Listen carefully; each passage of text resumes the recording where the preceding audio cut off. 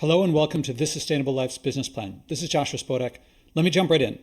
First, I'm going to give you the table of contents and then a bit of why I'm doing a video instead of the traditional written form. I'll start off with the context. What world are we walking into that This Sustainable Life is addressing? Our story, the competition, what we're competing against, what we're not competing against, what the playing field is, the problem and the solution, and also what problems we're not addressing, specifically what we are doing, what we believe we're going to solve.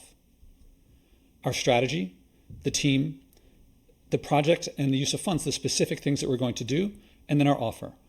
Let me start at the very highest level, the preview of the offer. This is what's going to come at the end.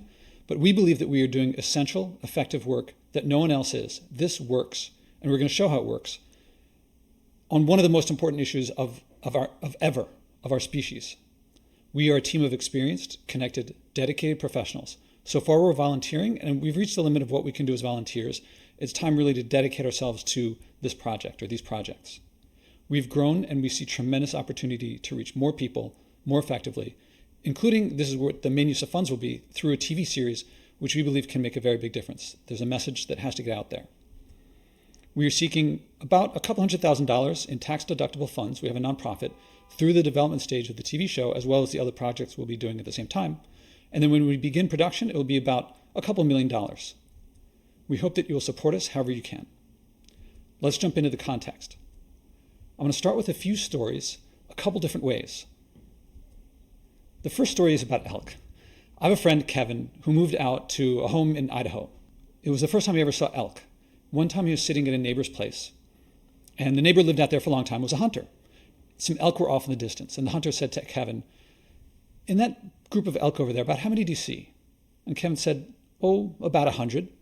The hunter said, "Yeah, I'd guess about that. I've lived here a long time. The vegetation around here can support about 75 elk over the winter."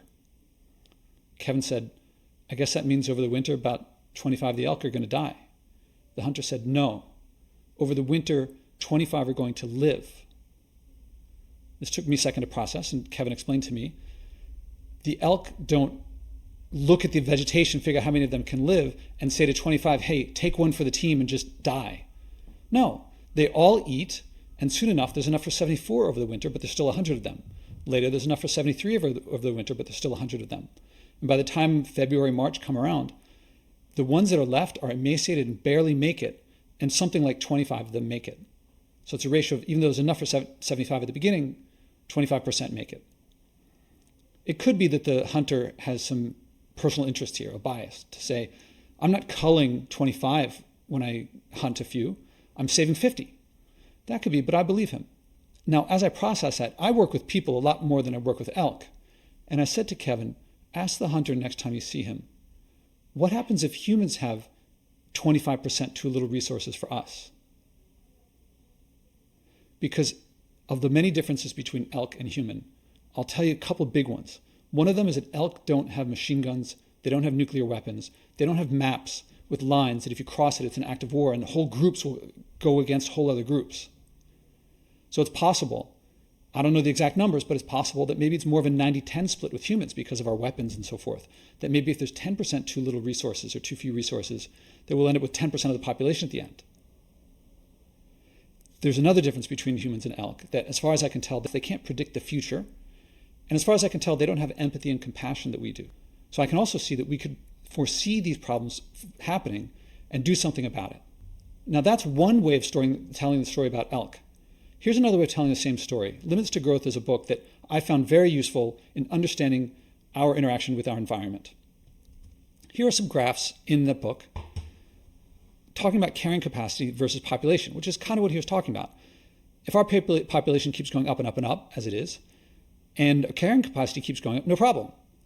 But that's not how most people think of it. I think most people think that the carrying capacity of the planet is, 10 billion, 12 billion, something like that, and we'll go up and kind of even off. And that would be a nice outcome. Another outcome is that the population could go up, go over and above what the carrying capacity can sustain and kind of oscillate, or it could do overshoot, meaning going up way too high, and when the elk are up really high and they're eating a lot, then there's not enough to support even the number that it could support before, and the population drops to well below that peak. Now, I'm a physicist. I have a PhD in physics. I understand graphs. This makes a whole lot of sense to me. I think most people don't understand graphs. And if you show this to people, they don't really get it. And in fact, historically, people didn't understand what this book was about. But even these graphs, simple as they may seem to me, as complex they are for most people, this is what they actually present as, these are just illustrations, but these are projections. Well, they're not even projections. See, if you look in here, here's the population. See, it says population. And then here is the resources. And as you can see, that drops. But there's about 10 other variables in 3 different graphs. And for most people, this is super complicated. Most people who read the book didn't get it. Some who got it never chose anything remotely like to do anything about it. And a lot of people deliberately misinterpreted it. But how do you understand this? The book actually has 3 pages of just how to read one of those sets of graphs. Historically, this is what scientists, educators, people go out and tell the world. And I believe that this is very difficult for people to understand, not very effective at getting people to understand the concepts of overshoot and collapse. Whereas this hunter knew it from personal experience, and I believe is a more compelling story. But that story has not been told. This story has, and I don't think it works very well. As much as with a background in science, I think this is very useful, but to understand, but not to lead with, not to change people's behavior. Here's another story. Nelson Mandela, as you know, he was in prison for 27 years on Robben Island. He was fighting apartheid. When he was there, you may know that he befriended the prison guards. Many people saw the challenge or the struggle between blacks and whites. Not Nelson Mandela. He saw it between apartheid and not apartheid. And he saw people in apartheid, even if they were white, were not apartheid itself. They were people just like him. And he befriended them. He learned Afrikaans. It was not the language of his oppressor. It was the language of people around him so that he and they could work together. Eventually they did. And ultimately, he and de Klerk won the Nobel Peace Prize. He became president of a nation that was apartheid against him. Now, as an aside, I have to mention, also while he was in prison, for his 70th birthday, there was a birthday party for him that hundreds of millions of people attended all around the world. I say this in passing, not quite in passing, but he is a huge role model for me, an inspiration for me of what people can do under lockdown. We've been locked down less than a year. People are complaining. He was locked down for 27 years. And look at this birthday party they had. But more to the point, he didn't see other people as the problem. He saw other people as people just like him. The system of apartheid was the problem. Now let me tell the story another different way. Here's how scientists often look at systems. And this, again, as a scientist, makes a lot of sense to me. There's stocks of resources, there's an environment window, there's buffers of unallocated resources and time, there's a system window, there's all these things. And this is how to understand a system as scientists and engineers might understand it. Now it can be simplified. Here's how a lot of people think about it. Traditionally, there's cause and effect. Systems, there's lots of causes and other effects that can interact with each other. And often there's something in the middle, something more like this. This is actually how I learned a lot of systems thinking, that you have these diagrams and things of how to explain it. Again, this type of story has been spread a lot. But I think it's very difficult for the average person to really get that stuff. Whereas if you look at Mandela, he didn't look at people as the problem. The system was the problem. He separated elements within a system from the system itself. We have a world economic system that pollutes a lot. The people within that system are not necessarily the problem. There may be people who are deliberately polluting, but mostly they're participating in a system just like the warders did. And when you get them on your side, when you see the common interests, you can change the system together, as Mandela did with de Klerk. I'm illustrating here differences between management and leadership. Martin Luther King, he didn't say, I have a 4-point plan. That would be management. He did have plans. He did have specific plans and tactics. But what he actually said that roused people, that stands the test of time, is, I have a dream. And that's leadership. I believe that there's very little leadership in the area of sustainability, in the area of the environment. What do I mean by the difference between management and leadership?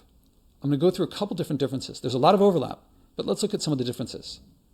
Managers work with measurable, observable deliverables, things that you can observe and measure very easily, whereas leaders work mainly with intangibles, things like emotions, beliefs, stories, images, and symbols. I'm not saying one is more important than the other.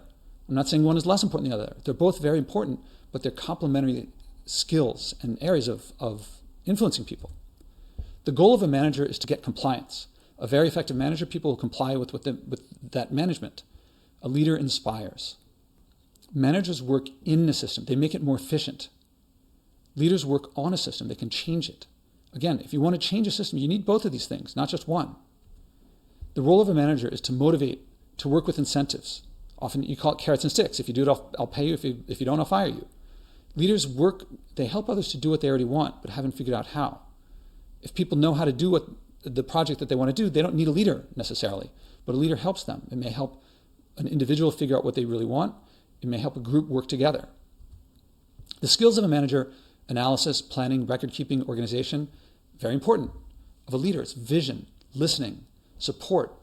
How do you know to support someone if you don't listen to them and understand what their values are? Charisma and credibility.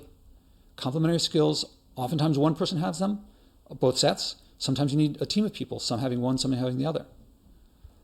Managers, their experience is widely transferable. You can manage very well in one company and then switch to another company that does something totally different. It works. Leaders, they generally must have done or be doing what they're leading others to do. It's very difficult to lead someone to do something when you're telling them one thing and you're doing something else. Managers don't necessarily have to go through a personal transformation. They don't have to love what they do. They can be very effective at it and not really care about it.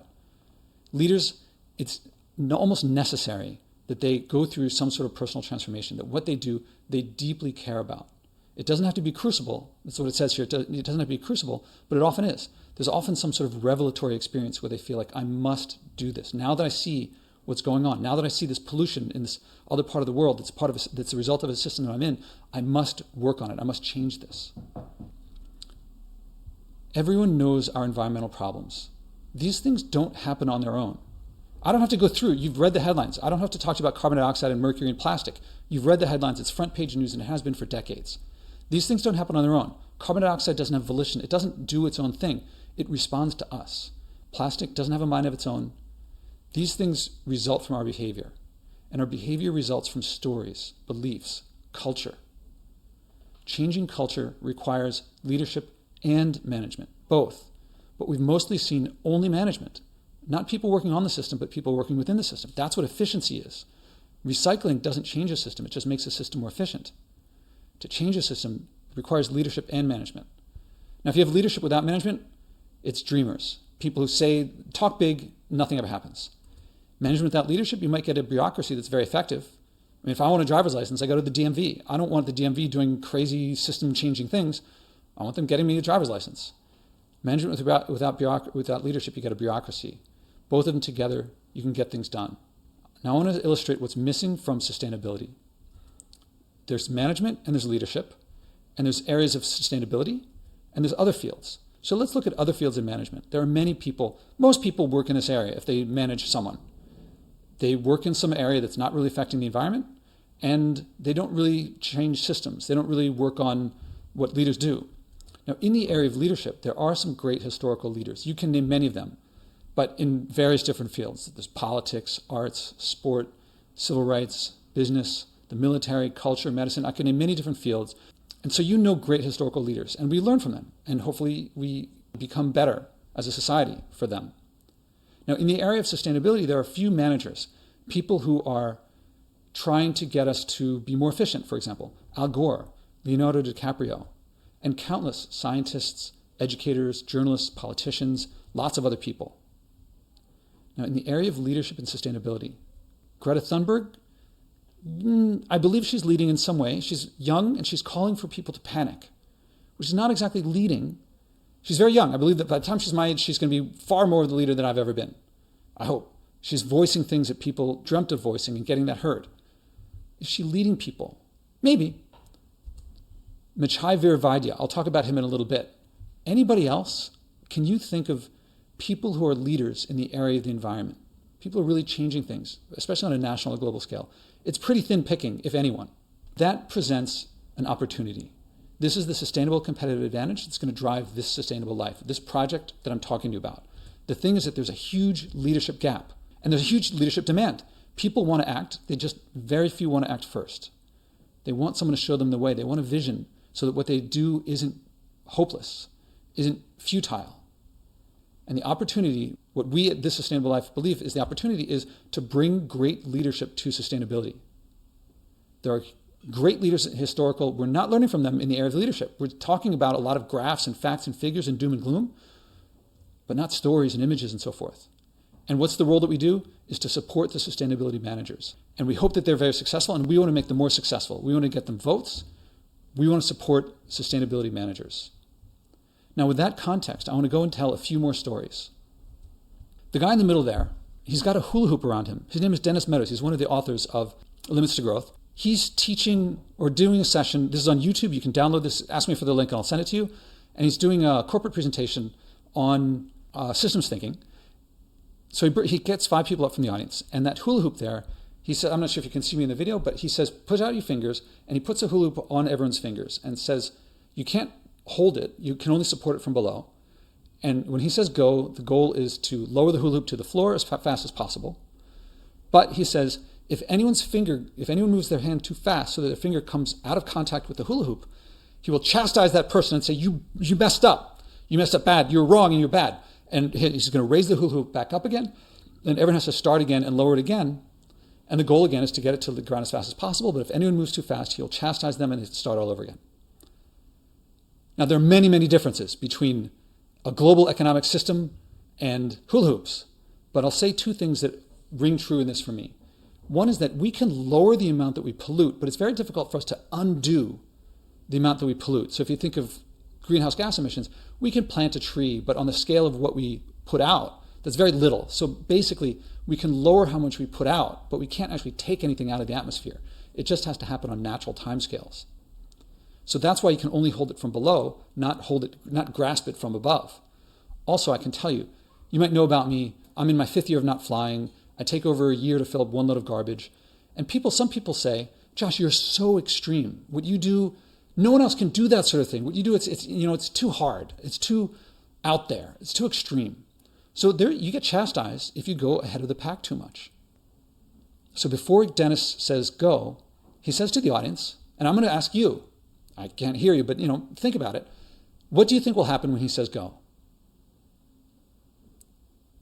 Reflect a bit. Some people say, well, it'll go down very slowly. Some people say they'll look at each other and try to figure out a plan and then act on the plan together. Some people say it'll go down slow. Some people lose contact and then he'll reset it. Various different predictions. And then Dennis says, okay, how long do you think it'll take for the hula hoop to get to the ground? Because that's the goal. People say 30 seconds, a minute, 3 minutes, 5 minutes. You can watch the video. And I've asked a lot of people this. Not one person has guessed what actually happens. When Dennis says go, the hula hoop goes up. When I tell this to people, a lot of people say, Josh, what's happened? They're asking me. I don't know any more than anyone else about human nature or anything like that. All I know is that that's what happens. You can see what happens. It goes up fast enough that they're surprised, but slow enough that they could stop. You see this guy, his hand stopped, but 2 or 3 of them, they still keep it going up. And look at the surprise on her face, if you can see it. They're like, what's going on? They can't stop themselves from moving it up. Even the people who stop don't stop that it goes up. And this to me represents what's happening environmentally. He's captured some of the things about our economic system, that no one wants to go too fast. And the result is that there's a little bit of push upward, and as it goes up, they don't want to let go, and so they keep pushing it up and up and up. That story to me rings true viscerally because I was shocked when I saw it, and everyone I tell is shocked when they hear it. I could say it another way. I could say it in words. Systems often do the opposite of what each person in that system intends. That's not quite so visceral or graphic. It doesn't get you in the gut so much, not in my experience. It just sounds like abstract words, kind of academic. I could say it another way. By creating a new supply, recycling can lower costs and increase waste. It's not exactly the same, but people can try to lower emissions or try to lower waste by recycling. But recycling can increase total waste because it doesn't lower the creation of virgin plastic. It just shuffles around the old stuff. Anyone who's bought a single wrapped apple in plastic from a store knows that when the prices drop because of increased supply, supply and demand, if you increase recycling, then there's virgin plastic plus the recycled plastic, which means prices are going to drop. People use plastic for things they didn't use before. It can actually drive up waste. I can put it another way. Making a polluting system more efficient produces waste more efficiently. If you make a system more efficient, but you don't change it, you produce that system's outputs more efficiently. And our problem isn't that our world is too little efficient. In fact, we're more efficient than ever. We're also producing more total waste than ever. That's what's choking our oceans. That's what makes 10 million people a year die of pollution. But that's really abstract to me. I think the hula hoop illustrates it much more, but no one's sharing the hula hoop story. I mean, very rarely. This Sustainable Life, one of our main missions is to get these stories across. Here's another story. The steam engine, the Watt steam engine, often hailed as what began the Industrial Revolution. Now, Watt didn't invent the steam engine. He made one that was simply more efficient than any before. People saw, okay, what were steam engines used for? They would pump water out of mines, often mines to get coal. And people thought, all right, if it's more efficient, coal use should go down. It went up. It went up because people found more uses for the steam engine, and so more people used the steam engine for more things. For example, you could put a steam engine on a vehicle and the vehicle could go, and that would save people energy, save people their own personal energy. Eventually that turned into locomotives and whole locomotive systems, so coal use kept going up and up and up and up. Likewise, you could attach it to a loom and have a powered loom, or you could attach it to a whole bunch of looms and have a whole textile factory all built on steam. In economics speak, you'd say you have to look at the demand curve. What do people want to use something for, and what, if you lower the price, do you enable more people to use that they couldn't use before? And it didn't stop there. That was just in those times, in the 18th, 19th centuries. But today, fast forward, this is our world. It's using coal and other fossil fuels for more and more uses. And you have all these unintended side effects that people didn't think of. Cars were supposed to give us liberty and save us time. Well, in some cases they do, but by and large, the net effect is that it looks like there's a lot of traffic jams. And it was supposed to bring people together, but we have all these unintended side effects of wars and things like that that end up polluting our world more and more. You could put this another way. Perpetually missing the unintended side effects of growth, efficiency, and externalizing costs produce all these unintended side effects. People hear that, but they don't really get it. Okay, there's unintended side effects, but whatever, it doesn't affect me. People keep looking for the intended side effects. But the message of what actually happens gets lost.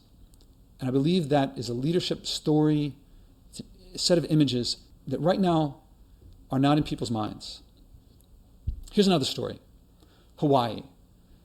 Hawaii was discovered by the Polynesians something like 1,000 years ago. We don't know exactly when. Apparently, the archaeological record shows that for some time there was trade between the Polynesian islands and Hawaii. And in that time, the archaeological record shows that the Hawaiian territory, the land, was less able to sustain life and human society. It was degrading. Then, for some reason, trade with Polynesia stopped, and the Hawaiians were on their own. The archaeological record shows that between that time and when the Europeans arrived, the land's ability to sustain life in human society increased. Now, I wasn't there. I can't tell exactly what happened, but my understanding is that they realized we don't have any other resources. It's this or nothing. So they learned how to steward the land, how to be regenerative. So that when the Europeans arrived there, they had stringent rules about many things of what you could do with some land and what you couldn't do with some species and so forth, like some types of birds you couldn't touch. They were able to sustain themselves for centuries, certainly longer than since the steam engine until now. This is a major reason for me for hope, that they didn't believe you must have growth or everything will fall apart. They were able to stay stable and peaceful. W. Edwards Deming wrote a book called Out of the Crisis, several others. I'm not going to give the full story on this one. I like him because he was a physicist who went into business. His first foray into the world was outside of academia was in the US Census in the 30s. He helped transform going from door to door to door, every single house in the country, to statistically sampling and showing that you could get better accuracy with much less effort. That same systems perspective that he brought in, he brought to the war when we had to switch factories from producing cars and washing machines to making tanks and airplanes. He brought that same statistical sampling approach, that systems approach, to the factories and had got them to produce higher quality, higher output, higher morale at lower cost. One of these things like cracking the Enigma code or developing radar that helped us win the war despite being far from the front lines. After the war, in 1950, he ended up in Japan. He brought the same technique there, the same systems approach. Japan was totally bombed out. Their culture is famously insular. Their industry was known for cheap, low-quality junk. He came in and they adopted his way of working, his systems approach. And he said to them, if you follow my recommendations, you're going to capture markets the world over within 5 years. And in 4 years, the world over, countries are putting up protectionist tariffs because they were producing such high quality, low cost goods. He turned the place around, not single-handedly, but that systems approach. A leader works on systems, not just within systems. In 1960, 10 years later, the Emperor of Japan gave him the highest award Japan can bestow on a foreigner. And sometime after that, back in the United States, Ford brought him in, and next thing you know, the Taurus comes out and becomes the best-selling car in America. He transformed America, Japan, America, and not many people know him, but he was a leader in bringing a systems approach that worked on systems to transform several different places. Now notice, he transformed a nation in 4 years. I'm sure you've read the headlines that say we have to transform our world in 10 years or we'll have irreversible things that happen that we can't undo. Well, we're looking at the scale that we need to do it in a time frame that we need to do it. This is a story that is not very well told that I believe is important for us to know about. Here's another story. The man you see here, Colonel Mark Reed, is a leader of a department at West Point. He was a guest on my podcast. I asked my guests to share an environmental value of theirs and to act on that value. A value of theirs, not something I tell them to do. And he said, Josh, for 1 month, I'm going to commit, and he had to ask his wife and kids if they would go for this, and they did. I'm going to commit to producing half the amount of garbage I normally do for 1 month. As it turned out, that month was December 2018. December means Christmas. And he didn't think of that at the beginning, and then he realized we've committed to something. Christmas generally produces a lot of waste because of all the gifts. So he got his family together and said, what are we going to do? Because we committed to this. But, well, the first thing they came up with was no wrapping paper. That'll reduce the waste. And the more they thought about it, more as a family, they came up with more and more things. And they said, instead of gifts, we as a family are going to go and take a roughly staycation. They went to a hotel resort near them, and they spent that time together. He said, Josh, you have to ask them to get their opinions, but I believe I speak for everyone in the family. This was our best Christmas ever. I spoke to him in January after this. Not despite no gifts, but because of no gifts. And I call Mark my one-man wrecking crew because I talk to a lot of people about reducing their consumption and their impact on the world. And there are a lot of excuses that people give me as to why, other people can act, but I can't. Family. I've got family obligations and things like that. Work. I can't do it because of work. Or my culture, it just doesn't allow that. I've heard senators and politicians talk about America. We will always be big and always be growing and bigger and bigger and bigger. Well, I don't know anyone who loves his family more than Mark, loves his country more than Mark, anyone his job that he's put his life on the line for is to defend this nation. And he will not do anything to get in the way of that. Despite all of these things, he produced less waste and brought his family closer. And Christmas, for many people, is a materially giving holiday. And he had less material giving, but more total giving. And for that matter, he brings the cadets to his house. And I've kept in touch with him after this. And as a result of this, he shares with the cadets how they can waste less while defending the country more effectively. He's just one person who's been on my podcast. And he's put me in touch with other people. And lots of guests on my podcast put me in touch with other people to the point where you don't have to look at all the names here. But these are some of the most downloaded episodes on the podcast. And here's a few. Anna Tobias, an Olympic gold medalist. She won the CrossFit Games. Dominic, McKinsey's 3-time global managing director, a major figure in business, a leader in business. Eric Adams, Brooklyn's borough president. Now, Brooklyn would be, if it was a city, it would be the 3rd largest city in the country. So a major politician. Seth won the Nobel Peace Prize. General Paul Van Riper, a Marine Corps 3-star general. Coleman Hughes, here he is speaking to Congress, testifying to Congress, while he was still in college, before he graduated. So people from all different ages, from all different political backgrounds. He's a cultural leader. And coming soon, I hope, the strategy, as I'll describe in a bit for the Sustainable Life, the podcast part, is major figures like Oprah, LeBron, Madonna, Serena. Now, these are entertainers, athletes, and I'll say later why the strategy leads to bringing people like them. But this is the direction of the podcast and the success that we've been having so far and the success that we want to build on.